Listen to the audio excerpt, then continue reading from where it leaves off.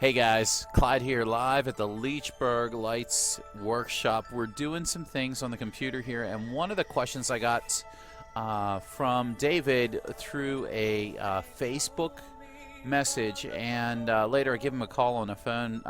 He was curious how I set up this star here in XLights Nutcracker to create some of the cool effects that I was able to do just in that video. And that's what we're going to do today. So real quick, I want to show you, I have two models going on. First, you'll see this model here. These are the just regular pixel strings with the same exact numbers of pixels for each line that each of the stars has set inside of it for itself. So in other words, if you look at my star number 1, which is my center star, it has 30 pixels on it, and so does this line here. So I have two models. One's a line, because I can create an effect on a line that won't transpose onto a star the same way. If I want to have it chase around the perimeter of the star from the top, go around the side, down the bottom, and back to the top, I need to use this kind of functionality to create that spiral effect in a simple way.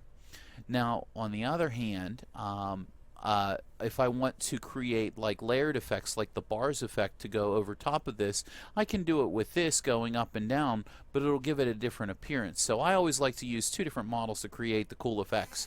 But the other thing that David was asking about, of course, how do you put this model together?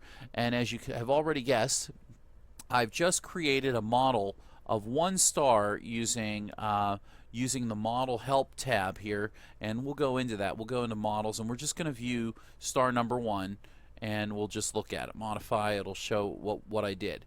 As you can see here, I created a display as item as a star. I used 30 RGB nodes, pixels, because the star actually has 30. There's 3 on each side leg, so that's 3, and there's 3 on each side of each leg. There's 6 per leg, and there's 5 legs total, so 6 times 5 equals 30. The next star outward, I always start with the inside, and I think of smaller numbers in the middle. I think of explosions, so whenever you do an exploding star, you always start in the middle and create your effect outwards. So I put my smallest star with the smallest amount of pixels in the middle. Next, what I do is I set up the output to be the actual number of strings, which is 1, and number of points on the star, it's obviously a 5-point star. Now the start channel for me here is start channel 1, and if we have 30 pixels, that's 90 channels. Finally, we come down to the last part. Where do you want to start your pixels on the model? And I chose top center clockwise. Whenever I built my model, I knew that whenever I set this up in Nutcracker, I needed to tell it where the first pixel was. Actually, it's on this right side right here, more where this one is. It's not at the peak, but it appears at the peak, so it transposes the effects accurately.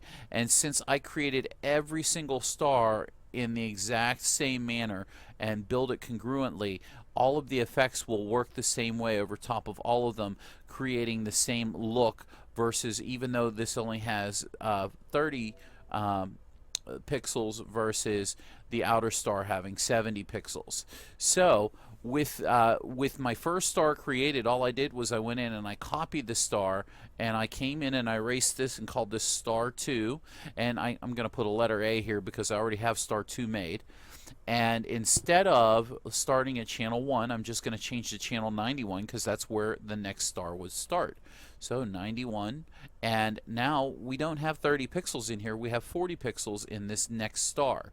So if we create that and click OK, and then we click OK, you'll see down here on the bottom left of my screen, I can click and drag and pull this other star right over top of this one and come back over to the model size and make it smaller.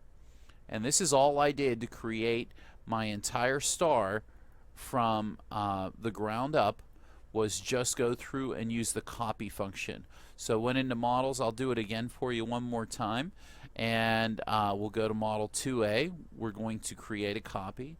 We're going to change the name to 3A, And notice our end channel. So I'm going to finish off with my end channel and begin with my next one, 211. And I know that we're jumping up to 50 pixels in the middle layer.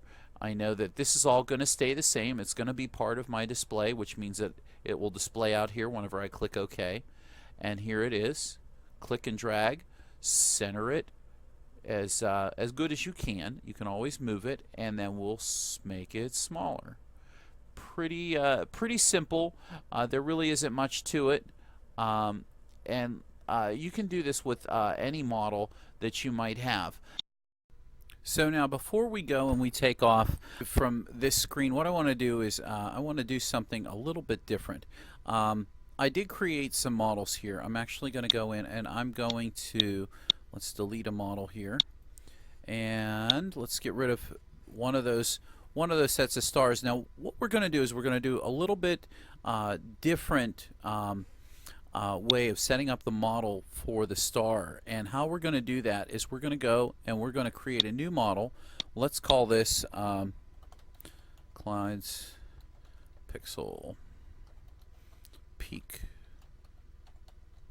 Star. And instead of using individual strings to create our model, I'm going to actually set up my star this year to run with one specific length of pixels, and that's 250. Instead of having individual stars, 5 individual stars, I'm going to begin my star with 250, and I'm going to obviously change this to 5 and leave my start channel at 1. And then we'll go to we'll start at our top right. Now we're going to come down here. Oh, we're going to change to star model. How about that? And I'm going to come down here where it says star layer sizes. Now this field actually will help us build the exact same model, the same 2 sets of models, and it will be so much easier to do your sequencing and programming. Just watch this. So we're going to create our layers. Now I started, remember, you can go either imploding or exploding, and I started all my models with my star on the inside and worked my way out. Well, I'm going to continue that trend, and the way that you tell XLights that this model starts in the center is to use the smaller number in the middle first, to use a smaller number first. And as you get bigger to the right here, it makes it bigger to the outside. Now if you started on the outside, obviously your number would be bigger, and you'd start with a bigger number on the outside if that was your first location. Now since mine is the top center going clockwise, I'm going to start my layer sizes here at 30, 40, 50, 60, 70. With that added into my field here, I'm going to click OK, and then I am going to click OK. Now all of the sudden I have all of that work that we just did earlier in the video has just been made up very easily by adding this one specific model. Now what does this mean when we go into the sequencer tab? Well, let me show you. We have our 5 individual stars, then we have our 1, 2, 3, 4, 5 individual strings. That matches up right here with our layout, which 5 individual stars and 5 strings. And let's oh wait, it's right off the screen. Model sequence elements, you go right click and edit display elements, and it shows you. Now we'll add in, the only thing left is this one right here, the peak star, and then we'll get rid of that. So now we have 1, 2, 3, 4, 5, 6, 7, 8, 9, 10 different models for one star, or we have one model. So what I want to do is I want to double click on this model, and you'll notice 1, 2, 3, 4, 5 strands.